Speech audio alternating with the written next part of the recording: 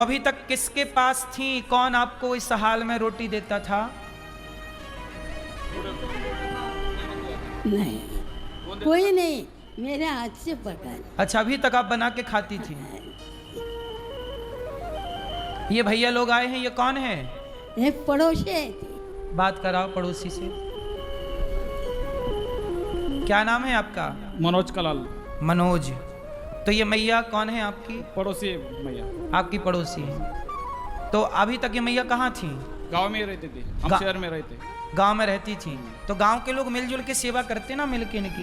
नहीं करते, कोई भी नहीं करते। कोई नहीं करता। नहीं। तो ये मैया अपने से बना के खाती थी अभी तक? अभी तक जैसा वैसा खाती थी। हम शहर में रहते, आके देखभाल करते थे इतना उतना, लेकिन अभी मैया से होता नहीं था, इसलिए तो यहाँ लेके आए। हाँ। और ये भैया कौन है? वो भी पड़ोसी है। तो आप लोग रख लेते माँ को थोड़े दिन? हम समर्थन ही ना हैं? हम समर्थन ना, गांव में रहते ना, शहर में रहते ना हम। अच्छा।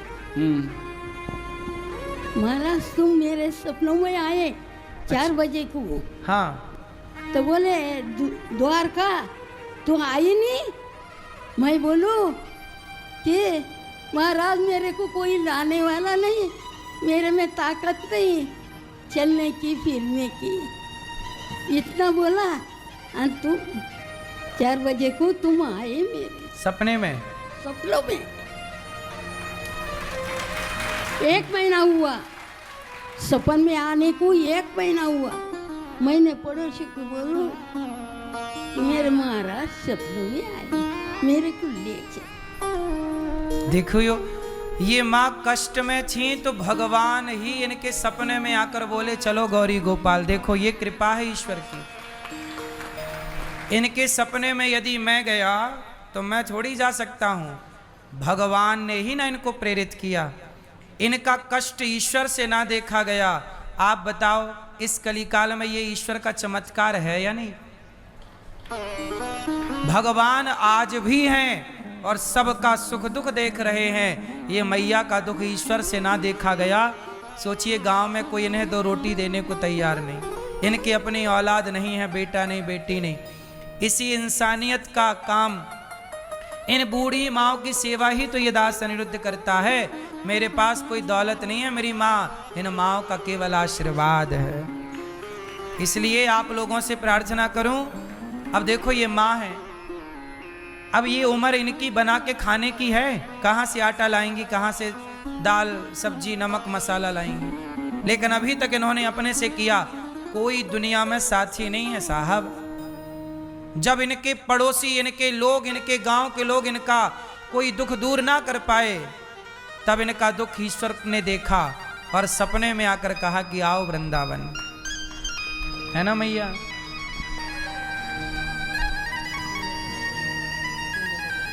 आपको यहां रहने के हमने कोई पैसे तो नहीं लिए हैं? नहीं, कोई नहीं। बेचारी माँ को देख के कितना मोह लग रहा है। प्लीज सभी कोई कृपा करके इनका सहयोग करें और ऐसे नहीं, इनका जीवन अच्छे से व्यतीत हो। मेरे पास कुछ नहीं। बस यही कामना। तो आप जिस घर में रहती थी वो घर किसका था?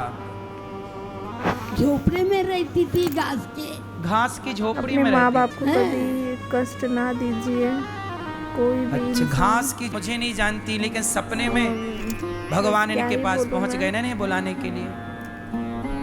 ना जाने किस रूप में नारायण मिल जाए। स्वयं भगवान सपने में भी भगवान आते हैं मेरी माँ। खुद बुला लिए। इतनी उसे सारे को समझना चाहिए बस।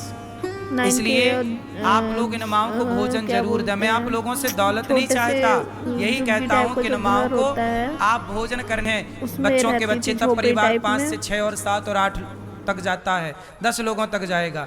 पर यहाँ तो गौरी गोपाल में रोज ही कोई ना कोई माँ आती है, रोज ही परिवार बढ़ता है। आप भी एक कमरा बनवा कर, एक कमरे की छत डलवा कर माताओं के लिए भोजन देकर माताओं को दूध दे सकते हैं कि आज का दूध हमारी ओर से। हजारों संत यहाँ भोजन करते हैं। आप संत दुनिया में कैसे कैसे लोग हैं। बेचारी माँ, एक माँ को कोई देख नहीं सकता है और ये बेचारी बूढ़ी माँ अपना खुद पेट पालती थी।